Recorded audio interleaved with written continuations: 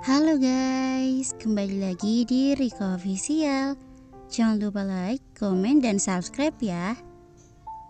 Selepas menguntit istrinya yang bandel, Pasha bergegas pulang begitu mendengar potret pernikahannya telah dikirim ke kediamannya. Lelaki tampan dengan tubuh tegap itu melangkah memasuki kediamannya dan langsung disambut oleh seorang pria yang merupakan asisten pribadinya. Tuan, asisten pribadi Pasha menyambut kedatangan tuannya. Dengan cekatan pula membantu melepaskan jas tuannya seperti biasanya.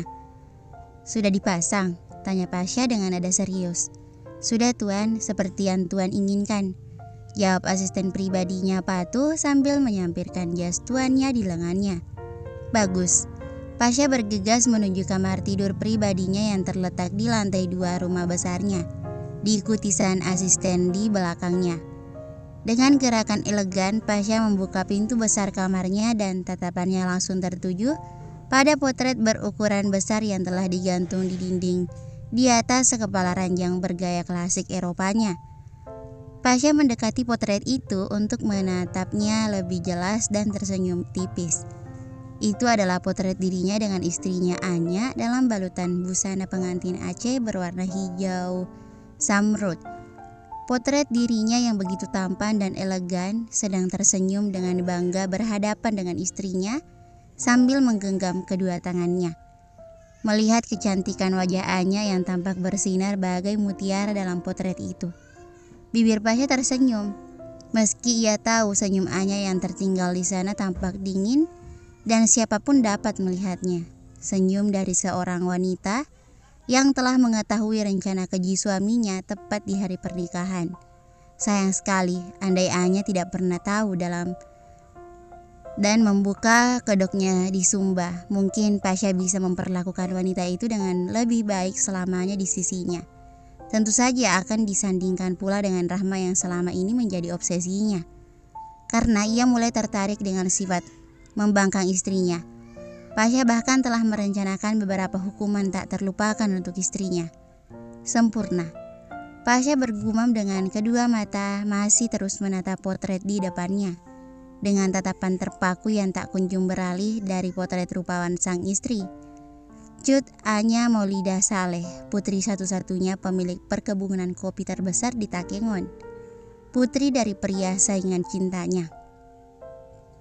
"Tuan, izinkan saya undur diri jika Tuan tidak memerlukan saya lagi." Asisten pribadinya membuka suara untuk berpamitan.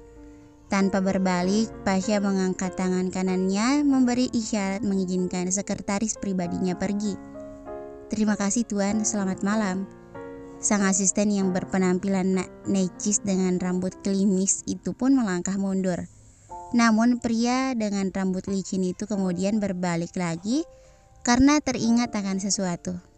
"Tuan, apakah besok pagi masih dengan bunga yang sama?" tanyanya dengan nada hati-hati. "Tentu saja, Andi." Pasha menjawab sambil menyebut nama asistennya. "Tapi kali ini buatlah lebih bagus dari biasanya. Tambah lebih banyak jumlah mawarnya. Aku ingin semua orang tahu Anya mempunyai suami yang luar biasa yang begitu memanjakannya." Tambahnya dengan ekspresi percaya diri yang memuakkan. "Baik Tuan," sahut Andi sambil beranjak pergi. Kali ini ia benar-benar pergi. "Kamu cantik sekali Anya," gumamnya sambil duduk di sofa dan masih menatap potret itu. Mengenang kembali betapa bandel kelakuan istrinya saat di Sumba, membuatnya kehilangan kesabaran, lantas membuatnya terburu-buru memberinya pelajaran. Namun istrinya itu sungguh cerdik. Diam-diam menyembunyikan stun gun untuk menyerangnya balik dengan setruman bertenagangan cukup besar yang membuatnya roboh seketika dan pingsan selama berjam-jam.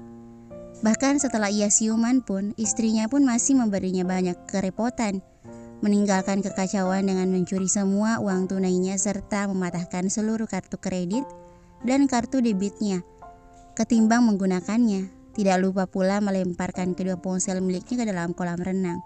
Sungguh cerdik sekali bukan? Wanita itu ternyata tidak sebodoh yang Pasha kira. Membuatnya sempat mengalami kesulitan kecil saat hendak meninggalkan Sumba untuk mengejar wanita itu. Beruntung Pasha menyimpan kartu nama Andi dan menghubungi sekretaris pribadinya itu untuk mengurus segalanya di Sumba. Dan bukan Pasha Iskandar namanya jika ia tidak bisa menemukan persembunyian Anya. Sungguh tidak sulit baginya. Ia punya banyak anak buah yang tersebar di mana-mana. Sekalipun Anya akan bersembunyi di lubang tikus sekalipun, tetap akan ia dapatkan. Namun alih-alih membawanya segera pulang ke kediamannya, Pasha lebih senang membiarkan istrinya itu bebas bergerak sedikit lebih lama untuk sementara waktu. Karena itu adalah salah satu bagian dari permainannya. Ada masanya ia akan membawa istrinya pulang ke rumah ini. Dan itu tidak lama lagi. Tentunya sebelum ayah dan ibu mertua tersayangnya datang ke Jakarta untuk menjadi bagian dalam resepsi pernikahannya. Pasha lalu teringat akan mantan kekasihnya, Rahma. Dengan gerakan cepat ia menekan ikon panggil pada layar ponselnya. Sekarang, rasanya belum terlalu larut untuk menghubungi wanita kesayangannya itu. Wanita itu pun tak ubahnya seperti Anya, selalu saja membuatnya repot, namun ia tetap memujanya seperti sepenuh hati. Meskipun Pasha tahu wanita itu selalu mengabaikannya dan berusaha lari darinya. Wanita itu sebenarnya masih mencintainya. Pasha masih meyakini itu. Hanya saja kesetiaan Rahma pada suami tua bangkanya itu benar-benar menyebalkan. Lelaki tua bangka yang beruntung, begitu Pasha menyebutnya. Setelah menunggu cukup lama, Rahma akhirnya menjawab panggilannya. Pasha senang Rahma malam ini tidak mengabaikannya seperti malam-malam sebelumnya. "Halo Rahma lon sayang." Sapaan suara Pasha terdengar manis dan merayu. Namun seperti biasa Rahma menjawabnya dengan dingin. "Mau apa?" Pasha tertawa mendengar betapa dinginnya sambutan Rahma padanya.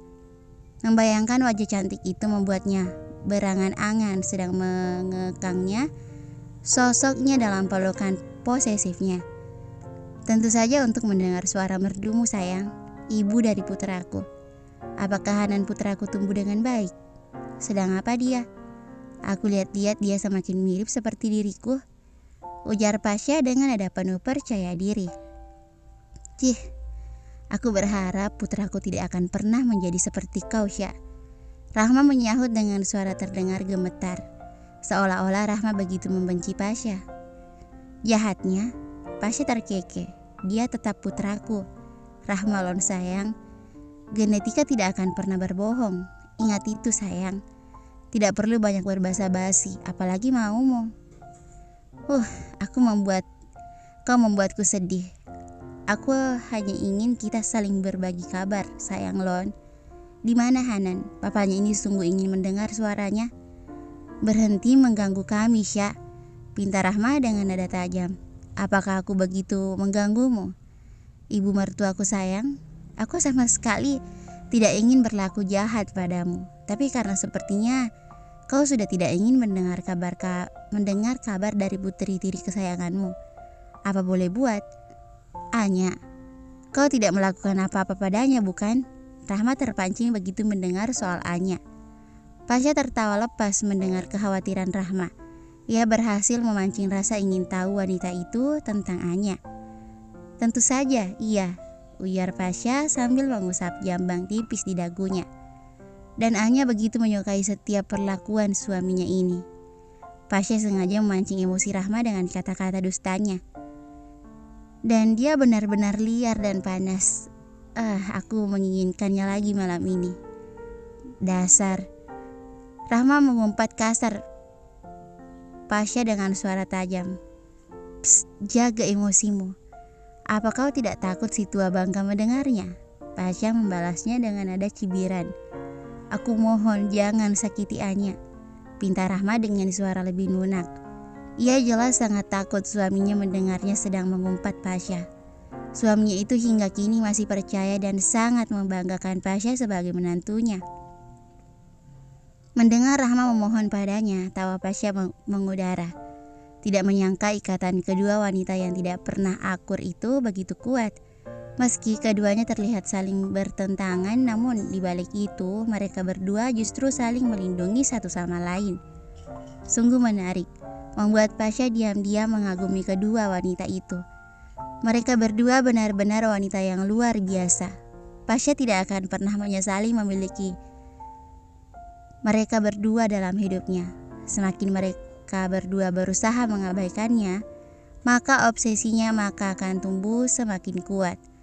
Tentu saja aku akan memperlakukan Anya dengan sangat baik, sehingga aku bisa pastikan kau akan menyesal karena telah menolak pergi denganku.